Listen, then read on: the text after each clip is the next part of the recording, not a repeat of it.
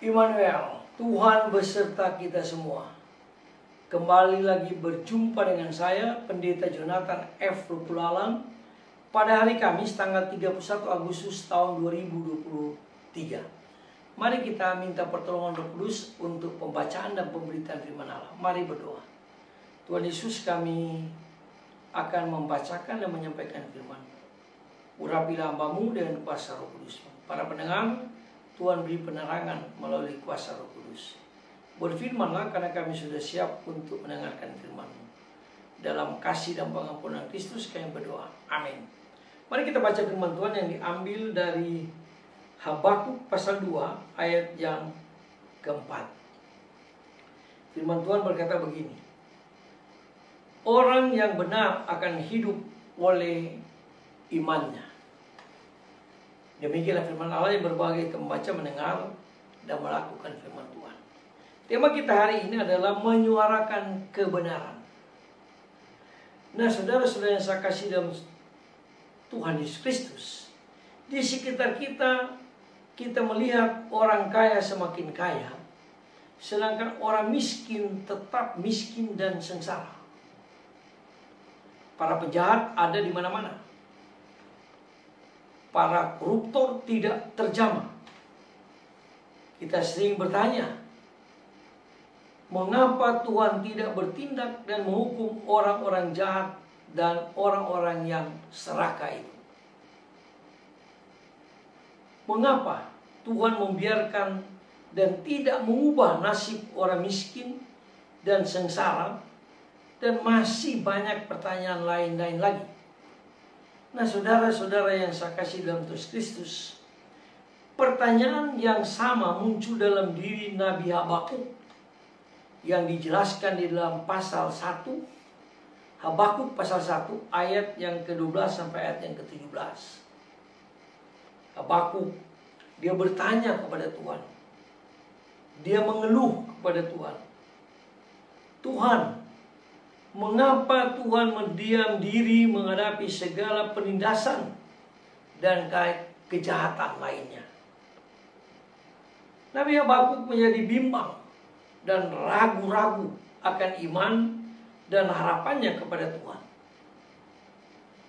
Tuhan dirasakan diam saja melihat peristiwa di dunia ini.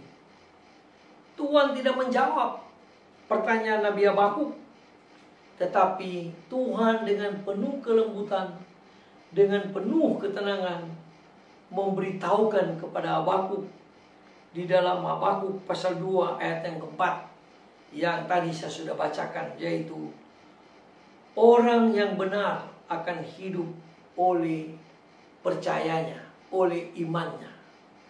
Nah, saudara-saudara yang saya kasih dalam Tuhan Kristus, di dalam menghadapi situasi dan peristiwa yang tidak terpahami yang diungkapkan oleh Habakuk, diharapkan supaya kita tetap percaya dan beriman kepada Tuhan kita Yesus Kristus, dan kita tetap menjadi orang-orang yang benar dan menyuarakan kebenaran kepada orang-orang yang ada di dunia ini, bahkan kepada orang-orang yang ada di sekitar kita.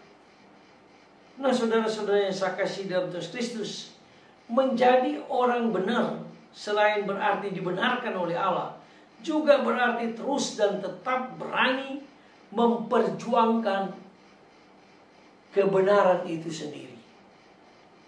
Nah, saudara-saudara yang saya kasih dalam Tuhan Kristus, melihat segala ketidakadilan, orang benar tidak boleh hanya mendoakan orang yang menjadi korban ketidakadilan, tetapi harus tetap memperjuangkan dan mempertahankan kebenaran yang sejati dalam Kristus sesuai dengan situasi dan kemampuannya.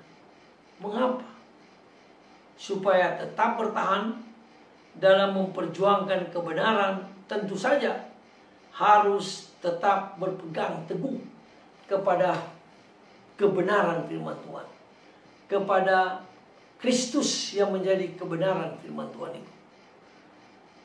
Nah, marilah kita sebagai anak-anak Tuhan yang hidup di abad yang bejat ini, kita tetap harus menyuarakan kebenaran supaya kebenaran itu menjadi nyata, dan kebenaran itu yang menuntun orang untuk menuju surga yang kekal. Jangan kita kompromi dengan dosa.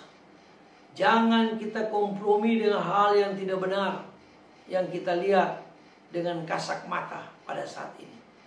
Kita harus konsisten dan kita harus berintegritas supaya kita hidup dalam kebenaran dan menyuarakan kebenaran itu, sehingga ada banyak orang yang berjumpa dengan Kristus. Dan ada banyak orang yang mau bertobat karena kita berani menyuarakan kebenaran. Mari kita tunduk kepala, kita berdoa. Tuhan Yesus, ampuni kami Tuhan kalau kami tidak berani menyatakan kebenaran. Tapi ajar kami, tolong kami Roh Kudus, supaya kami berani menyatakan kebenaran kepada setiap orang yang kami jumpai. Ajar kami Tuhan, supaya kami tidak kompromi dengan ketidakbenaran. Terima kasih Tuhan Yesus. Dengarlah doa kami dalam kasih dan pengampunan Kristus, Juru Selamat kami, dan juga Gembala kami yang sangat baik. Haleluya. Amin. Terpujilah Kristus. Sampai kita berjumpa di kesempatan yang lain.